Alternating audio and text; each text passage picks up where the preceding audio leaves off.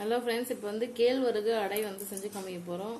இதை வந்து செய்யணும்னா அதுக்கு தேவையான பொருட்கள் வந்து பார்த்திங்கன்னா கேழ்வரகு, அதாவது ராகின்னு சொல்லுவாங்க. அடுத்தது வந்து பார்த்திங்கன்னா வெங்காயம், பச்சை மிளகாய், உப்பு. ஓகேங்களா, இது மாதிரி ஒரு பூரி கட்டையிலையோ இல்லைன்னா வந்து ஏதோ ஒன்று அந்த மேலே வந்து என்ன பண்ணுங்க, பிளேட்டை கூட விட்டோம். அதுக்கு மேலே இது மாதிரி ஒயிட் கலர் கிளாத் வந்து வச்சுக்கோங்க. மணக்கட்டையாக இருக்கலாம், இல்லை பூரி கட்டையாக இருக்கலாம், இல்லை ஏதாச்சும் ஒரு பிளேட் இருக்கலாம். அதுக்கு மேலே என்ன பண்ணுங்கள், இது மாதிரி ஒயிட் கலர் காட்டன் கிளாத் போட்டுட்டு இப்போ வந்து இந்த கிண்ணத்தில் வந்து பிசைஞ்சுக்கிறோம். இந்த ராகி மாவு இருக்குல்ல, கேழ்வரகு மாவு, அந்த மாவு வந்து தேவையான அளவுக்கு எடுத்துக்கிறோம். அதில் பச்சை மிளகாய் இருக்குது, வெங்காயம் இருக்குது, இப்போ உப்பையும் வந்து போட்டுக்கிறோம். அடுத்தது தண்ணியை வந்து ஊற்றணும். ஊற்றி நல்லா பிசைஞ்சுக்கணும். உங்கள் வீட்டில் முருங்கைக்கீரை மரம்லாம் இருந்துச்சுன்னா முருங்கைக்கீரை இலையும் கொஞ்சம் போட்டுக்கோங்க. முருங்கைக்கீரையும் போட்டு செஞ்சால் ரொம்ப நல்லது. இல்லைனா கூட இது மாதிரி பிளெயினாக கூட செஞ்சுக்கணும்.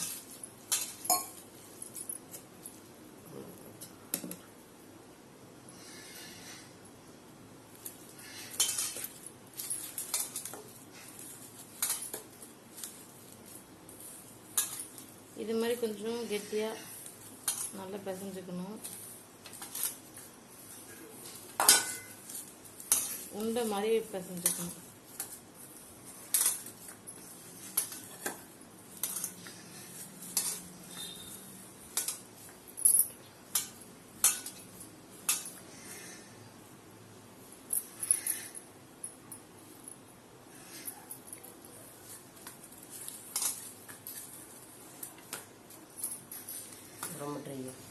இது ரொம்ப ட்ரையானாலும் லைட்டாக தண்ணி ஊற்றிக்கலாம். தண்ணி ஊற்றி பிசைஞ்சுக்கலாம்.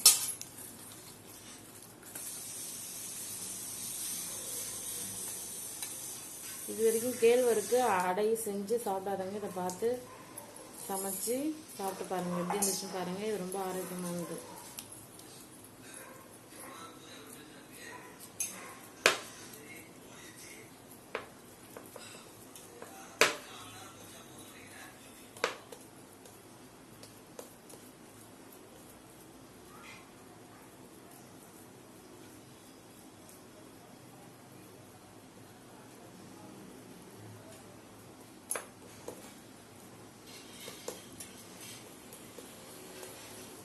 இது மாதிரி தான் அடை தட்டணும். முருங்கீரை போட்டு இதில் முருங்கீரை போட்டு கூட பிசைஞ்சு இது மாதிரி அடை தட்டிக்கலாம். இல்லைனாலும் இது மாதிரி பிளெயினாக தட்டிக்கலாம். கேஸ் ஆன் பண்ணிக்கோங்க. இது மாதிரி ஒரு தோசை கல், தவா அது மாதிரிலாம் வச்சுக்கோங்க.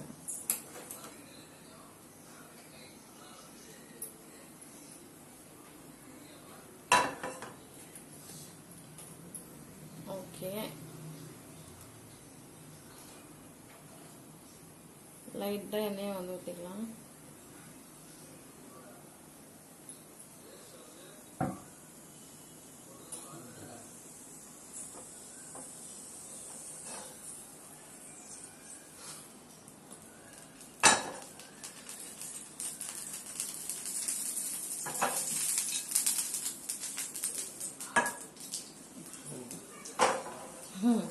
அதை தட்டி வச்சு அதை எடுத்து இதில் போட்டுருவோம்.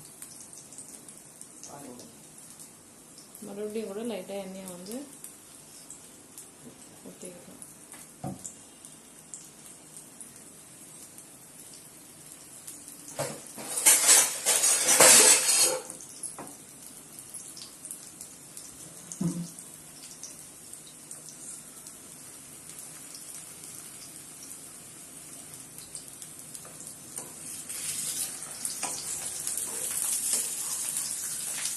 இதுதான் கேழ்வரகு அடை.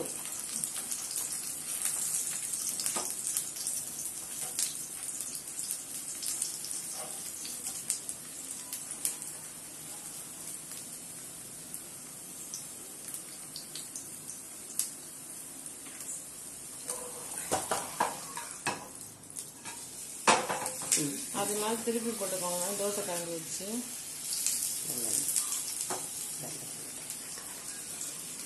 அது நல்லா வெந்ததுக்கு அப்புறமா அது என்ன கலர் மாறிடுச்சு பாருங்க. அந்த கலர் மாறினதை வச்சு அது வெந்துடுச்சு அப்படின்னு சொல்லி நீங்க தெரிஞ்சுக்கலாம்.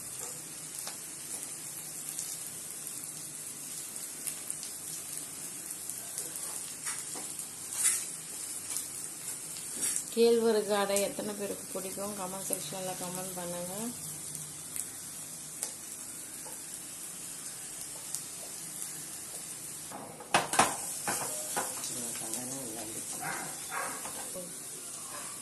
ஓகே, வீக்லி ஒன்ஸ் கண்டிப்பாக இதை சாப்பிடுங்க, ஹெல்த்துக்கு ரொம்ப நல்லது.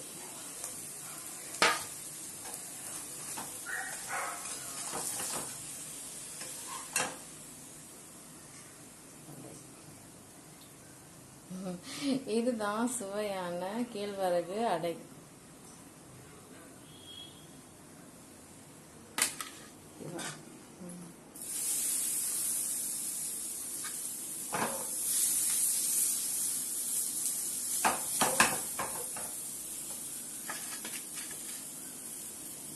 சிட்டிலலாம் பீஸா சாப்பிட்ற மாதிரி கிராமத்துலலாம் இந்த மாதிரி கேழ்வரகு அடை செஞ்சு சாப்பிடுவீங்களா?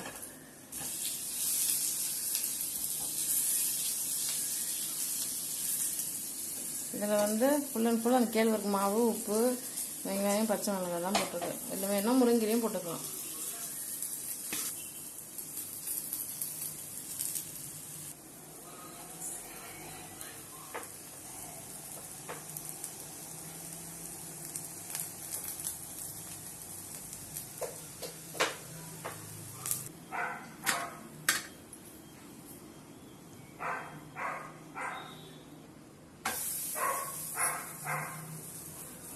இன்னைக்கு இந்த வீடியோவில் கேழ்வரகு அடை எப்படி செய்யறதுன்னு பார்த்தோம். இந்த வீடியோவை ஃபர்ஸ்ட் டைம் இந்த சேனலை பார்க்குறீங்கன்னா உடனே சப்ஸ்கிரைப் பண்ணிக்கோங்க. இது மாதிரி ஒரு நல்ல சூப்பர் டிஷ் இதை பற்றிலாம் எப்படி சமைக்கணும்னு தெரிஞ்சுக்கணும்னா இந்த சேனலை கண்டிப்பாக சப்ஸ்கிரைப் பண்ணிக்கோங்க. இந்த வீடியோ உங்களுக்கு பிடிச்சிருந்தா லைக் பண்ணுங்கள், நிறைய பேருக்கு ஷேர் பண்ணுங்கள். நீங்கள் ஏதாச்சும் சொல்லணும்னா கமெண்ட் செக்ஷனில் கமெண்ட் பண்ணுங்கள். வீட்டில் இருக்க குழந்தைங்களுக்கு பீஸா, பர்கரு, சமோசா இதெல்லாம் வாங்கி கொடுக்கறத விட இது மாதிரி கேழ்வரகு அதாவது ராகியில் அடை சுட்டு கொடுத்தீங்கன்னா அவங்க ஹெல்த்துக்கு ரொம்ப நல்லது. நீங்கள் சின்ன வயசுலேருந்து இதை கொடுத்து பழகுனீங்கன்னா அவங்க சாப்பிட்டு ஆரோக்கியமாக இருப்பாங்க.